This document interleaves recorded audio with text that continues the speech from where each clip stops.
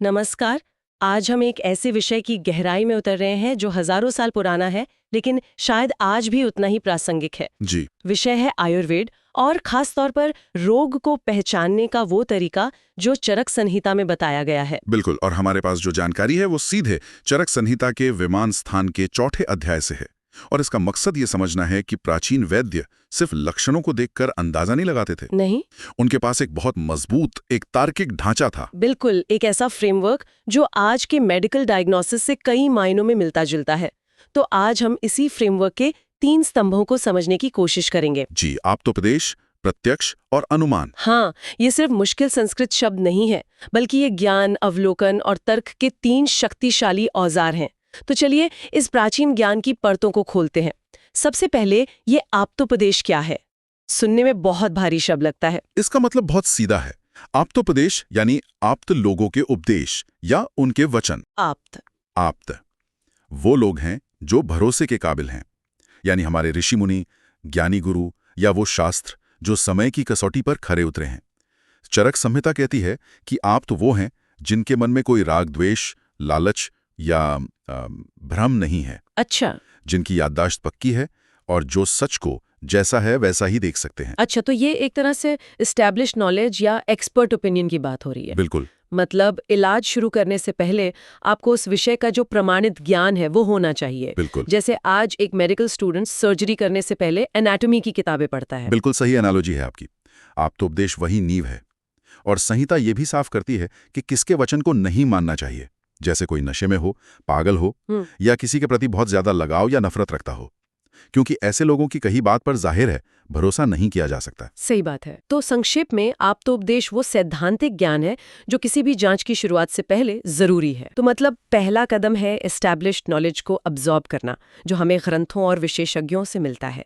लेकिन ज्ञान तो सिर्फ किताबों में नहीं होता। एक वैद्य को रोगी के सामने खड़े होकर भी तो कुछ समझना होगा। यहीं पर बाकी 2 तरीके काम आते होंगे। एकदम। ज्ञान का दूसरा स्तंभ है प्रत्यक्ष। ये वो ज्ञान है जो हम अपनी इंद्रियों, आंखों, कान, नाक, त्वचा और अपने मन से सीधे हासिल करते हैं। अच्छा। जो आप खुद देख, सुन या महसूस कर सकती हैं, वही प्रत्यक्ष है। ये रोगी की सीधी जांच है, बिना किसी लाग लपेट के। और प्रत्यक्ष से हम वो जानते हैं जो हमारी इंद्रियों के सामने है। लेकिन मुझे लगता है कि निदान का असली खेल तो वहीं शुरू होता होगा जहाँ चीजें दिखना बंद हो जाती हैं। वो चीजें जो छिपी हुई हैं उन्हें कैसे समझा जाता था? क्या यहीं पर अनुमान की भूमिका शुरू होती है? आपने बिल्कुल नब्ज पकड़ ली। तीसरा और सबसे शक्तिशाली औजार है अनुमान। ये पूरी तरह तर्क पर आधारित है। जब हम किसी चीज को सीधे नहीं देख सकते, लेकिन जो मौजूद सुराग हैं उनके आधार पर एक नतीजे पर पहुंचते हैं। जैसे? इसका सबसे क्लासिक उदाहरण है दूर पहाड़ी पर धुआं देखकर वहां आग होने का अनुमान लगाना। आपने आग नहीं देखी, सिर्फ धुआं देखा, लेकिन तर्क से आप आग के होने का निष्कर्ष निकाल लेते हैं। तो एक वैद्य के पास ये 3 साधन हो गए: शास्त्रों का ज्ञान यानी आप्तोपदेश, जी, अपनी इंद्रियों से की गई जांच यानी प्रत्यक्ष, हाँ। और तार्किक निष्कर्ष मतलब अनुमान। तो यहाँ एक सवाल उठता है, क्या वैद्य अपनी मर्जी से कोई भी तरीका इस्तेमाल कर सकता था या इसका कोई तय क्रम है? नहीं, बिल्कुल नहीं। इसमें कोई मैडनेस नहीं है, बल्कि एक बहुत गहरा मेथड है। अच्छा। इसका एक बहुत ही तार्किक क्रम है। ज्ञान की शुरुआत हमेशा, और मैं जोर देके कह रहा हूं, हमेशा आप्तोपदेश से ही होनी चाहिए। यानी पहले थ्योरी फिर प्रैक्टिकल। हाँ, चरक कहते हैं कि पहले शास्त्रों से रोग को समझो, उसके कारण, लक्षण और प्रक्रिया क्या है। फिर उस ज्ञान की रोशनी में प्रत्यक्ष और अनुमान का इस्तेमाल करो। तर्क यह है कि अगर आपको पहले से कुछ पता ही नहीं है तो आप क्या देखेंगे और क्या अनुमान लगाएंगे। सही बात है। सोचिए, अगर किसी को पता ही नहीं कि पीलिया नाम की कोई बीमारी होती है जिसमें आंखें पीली हो जाती हैं, तो वो रोगी की पीली आंखें देखकर भी उसका सही मतलब नहीं निकाल पाएगा। नहीं, उसके लिए वो बस एक अजीब बात होगी। बस बिना थियोरेटिकल नॉलेज के प्रैक्टिकल ऑब्जर्वेशन सिर्फ डेटा है, इंफॉर्मेशन नहीं। आप सुराहों को जोड़कर एक कहानी नहीं बना सकते अगर आपको कहानी की भाषा ही ना पता हो। इसीलिए आप्तोपदेश नींव है। और एक दिलचस्प बात और कही गई है, एक ज्ञानी वैद्य के लिए जिसके दिमाग में आप्तोपदेश मतलब शास्त्रीय ज्ञान पहले से ही बैठा हुआ है, हाँ, उसके लिए परीक्षा के असल में 2 ही तरीके बचते हैं, प्रत्यक्ष और अनुमान। अच्छा। क्योंकि शास्त्रीय ज्ञान तो अब उसके अनुभव का, उसकी सोच का हिस्सा बन चुका है। ये बात बहुत दिलचस्प है। जब हम कहते हैं कि शास्त्रों से ज्ञान लो, तो क्या चरक संहिता में रोग को समझने के लिए कोई खास ढांचा या कोई फ्रेमवर्क दिया गया है? बिल्कुल दिया गया है कि एक वैद्य को किसी बीमारी के बारे में क्या-क्या जानना चाहिए। हाँ, और ये फ्रेमवर्क आज भी किसी भी बीमारी को समझने के लिए आप कह सकते हैं सोने जैसा है। अच्छा, चरक ने बताया है कि किसी भी रोग को समझने के लिए कुछ खास बातों पर ध्यान देना चाहिए। पहला है प्रकोपण, प्रकोपण, इसका मतलब? यानी वो कारण जो शरीर में दोषों को, जैसे वात, पित्त, कफ को भड़काते हैं। मॉडर्न टर्म्स में कहें तो बीमारी के ट्रिगर्स क्या हैं। ट्रिगर्स, ठीक है। इसके बाद आता है योनि। योनि मतलब रोग का सोर्स या रूट कॉज। बिल्कुल, बीमारी पैदा कहाँ से हो रही है। इसके बाद है अधिष्ठान, यानी रोग का स्थान कहाँ है, शरीर में है या मन में। शरीर या मन? और फिर वेदना, यानी रोग के मुख्य लक्षण और तकलीफें क्या हैं। ये तो बहुत ही सिस्टमैटिक अप्रोच है। Triggers, root cause, location, symptoms, ये तो आज के डायग्नोसिस का आधार है। और क्या है इसमें? इसके आगे का विश्लेषण और भी गहरा है। फिर आता है उपद्रव। उपद्रव यानी रोग से पैदा होने वाली दूसरी दिक्कतें, जिन्हें हम कॉम्प्लिकेशंस कहते हैं। अच्छा, कॉम्प्लिकेशंस। फिर है उदर्क, यानी रोग का भविष्य क्या होगा, उसका प्रोग्नोसिस कैसा रहेगा। और आखिर में प्रवृत्ति और निवृत्ति, यानी इस रोग में क्या इलाज करना फायदेमंद होगा और किन चीजों से बचना चाहिए। कमाल है, ये तो एक पूरी चेकलिस्ट है जो ये पक्का करती है कि वैद्य कुछ भी नजरअंदाज न करे। ये तो हुई ज्ञान की बात। अब आते हैं उस पल पर जब मरीज वैद्य के सामने बैठा है। जी। उस समय एक वैद्य अपनी इंद्रियों यानी प्रत्यक्ष का इस्तेमाल कैसे करता था? इसका वर्णन भी बहुत व्यावहारिक है। वैद्य अपनी हर इंद्री का इस्तेमाल एक जासूस की तरह करता था। श्रवण यानी सुनने की शक्ति से वो रोगी के शरीर से आने वाली आवाजों को सुनता था। कैसी आवाजें? जैसे आंतों की गड़गड़ाहट, जिसे अंतरकूजन कहते हैं, जोड़ों के चटकने की आवाज, या फिर रोगी की आवाज में ही कोई बदलाव। एक तरह का प्राचीन स्टेथोस्कोप जो कि उनके कान ही थे। बिल्कुल। फिर है दर्शन, यानी देखना।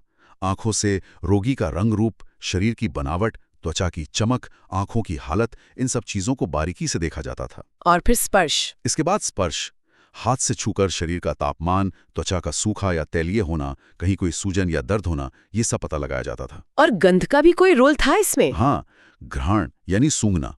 कुछ बीमारियों में शरीर से खास तरह की गंध आती है, वैद्य उसे भी नोटिस करता था। लेकिन अब सबसे दिलचस्प हिस्सा आता है, रस यानी स्वाद। स्वाद? एक मिनट, आप ये तो नहीं कह रही हैं कि वैद्य? नहीं, बिल्कुल नहीं। यहीं पर प्राचीन विज्ञान की खूबसूरती दिखती है। स्वाद की सीधी जांच नहीं होती थी, बल्कि उसका अनुमान लगाया जाता था। अच्छा, ये प्रत्यक्ष और अनुमान का एक बेहतरीन संगम है। ये कैसे होता था? इसका कोई उदाहरण है? बहुत ही शानदार उदाहरण दिए गए हैं।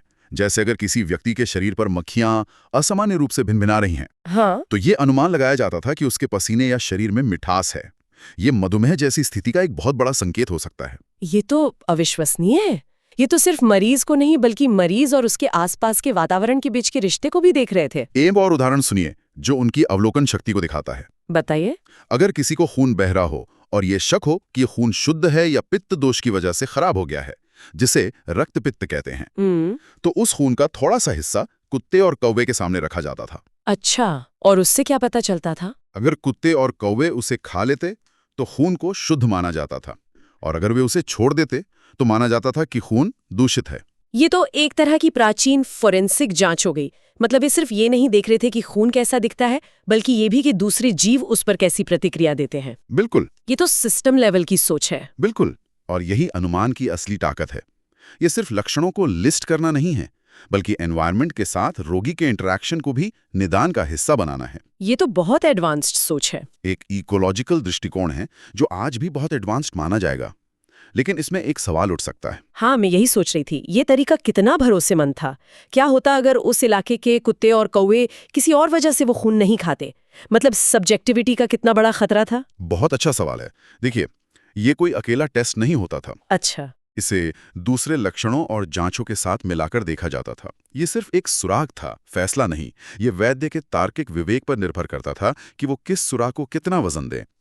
और यहीं से बात आगे बढ़ती है उन चीजों की तरफ जिन्हें हम सीधे देख ही नहीं सकते, जैसे किसी की पाचन शक्ति या मानसिक बल। सही बात है। यहाँ अनुमान ही एकमात्र रास्ता है। सही कहा। आप किसी के हौसले को थर्मोमीटर से नहीं नाप सकते। तो चरक संहिता में अनुमान से क्या-क्या जानने की बात कही गई है? इसकी एक लंबी लिस्ट है। जैसे अग्नि यानी पाचन शक्ति का अनुमान इस बात से लगाया जाता है कि व्यक्ति कितना और कैसा खाना पचा सकता है। और शारीरिक शक्ति? बल यानी शारीरिक शक्ति का अनुमान उसकी कसरत करने की क्षमता से लगाया जाता है। ये तो शरीर की बात हुई। मन के बारे में? मन की चीजों के लिए भी उतने ही गहरे संकेत बताए गए हैं। किसी के शोक यानी दुख का अनुमान उसके उदास चेहरे और दीनहीन अवस्था से लगाया जाता है। उसी तरह किसी के धैर्य का अनुमान इस बात से लगता है कि वो मुश्किल हालात का सामना बिना घबराए कैसे करता है। और बीमारियों के बारे में, खासकर वो बीमारियां जिनके लक्षण साफ न हों। उसके लिए भी एक बहुत ही स्मार्ट तरीका बताया गया है, जिसे उपशय और अनुपशय कहते हैं। उपशय और अनुपशय, मान लीजिए एक बीमारी है जिसके लक्षण छिपे हुए हैं। वैद्य एक अंदाजे के आधार पर कोई खास दवा या परहेज बताता है। अगर उस दवा या परहेज से मरीज को आराम मिलता है, यानी उपशय होता है, तो मतलब अनुमान सही था। तो वैद्य का अनुमान सही साबित होता है।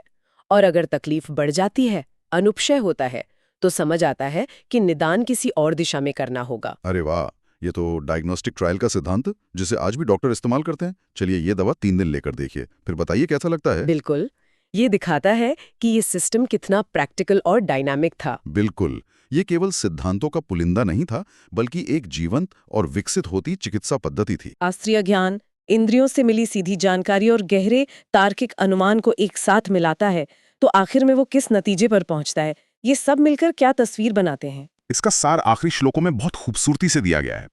एक समझदार वैद्य इन तीनों तरीकों को एक साथ इस्तेमाल करके ही बीमारी की जड़ तक पहुंच पाता है। जो वैद्य बीमारी के सार और इलाज के सार दोनों को समझता है, वो कभी गलती नहीं करता और हमेशा कामयाब होता है। ये सिर्फ जानकारी इकट्ठा करना नहीं है, नहीं, बल्कि उसे सही तरीके से जोड़कर एक पूरी तस्वीर बनाना है। और मुझे लगता है ये तस्वीर सिर्फ शारीरिक लक्षणों की नहीं है, बात इससे भी गहरी है। बहुत गहरी। और शायद इस पूरे अध्याय का सबसे जरूरी और दिल को छूने वाला संदेश आखिरी श्लोक में है। क्या है वो? उसमें लिखा है, जो वैद्य अपने ज्ञान रूपी दीपक के प्रकाश से रोगी के अंतरात्मा में प्रवेश नहीं करता, वो रोगों का इलाज नहीं कर सकता। रोगी के अंतरात्मा में प्रवेश, ये बहुत शक्तिशाली बात है। इसका असल मतलब क्या है? इसका मतलब है कि सिर्फ लक्षणों की लिस्ट बना लेना या शारीरिक जांच कर लेना काफी नहीं है। एक कामयाब वैद्य को अपने ज्ञान और अनुभव की रोशनी लेकर मरीज के मन, उसकी आत्मा, उसके डर, उसकी उम्मीदों तक पहुंचना होता है। यह टेक्निकल नॉलेज के साथ साथ एम्पैथी और मानवीय जुड़ाव की बात है, जिसे आज हम पेशेंट सेंट्रिक केयर कहते हैं। बिल्कुल। उस गहरे जुड़ाव के बिना इलाज अधूरा है। शरीर बस एक मशीन नहीं है। ये एक खूबसूरत और जरूरी याद दिलाने वाली बात है। जी। तो आज हमने रोग पहचानने की 3 आयुर्वेदिक विधियों को समझा। आप्तोपदेश यानी शास्त्रीय ज्ञान, जी। प्रत्यक्ष यानी सीधी जांच, और अनुमान यानी तार्किक निष्कर्ष। और हमने देखा कि ये कोई अंदाजे का खेल नहीं, बल्कि एक बेहद व्यवस्थित और वैज्ञानिक ढांचा है। जी। और इस चर्चा के अंत में मैं एक विचार छोड़ना चाहता हूँ। जरूर। आज हमारे पास एक्सरे, एमआरआई और सीटी स्कैन जैसी तकनीकें हैं। एक तरह से देखें तो ये हमारी प्रत्यक्ष यानी सीधे देखने की ताकत को हजारों गुना बढ़ा देती हैं। हाँ, ये हमें शरीर के अंदर देखने की शक्ति देती हैं। बिल्कुल। ऐसे में ये सोचना जरूरी है कि ये प्राचीन तार्किक ढांचा, आप्तोदेश, प्रत्यक्ष, अनुमान, आज कितना प्रासंगिक है। खास तौर पर अनुमान की ये विधि जो छिपी हुई चीजों को तर्क से समझने पर जोर देती है। क्या ये आज के डॉक्टरों को सिर्फ ज्ञात बीमारियों को बेहतर ढंग से समझने में ही नहीं, बल्कि भविष्य में आने वाली किसी बिल्कुल नई और अनजान बीमारी को समझने और वर्गीकृत करने का एक रास्ता भी दिखा सकती है?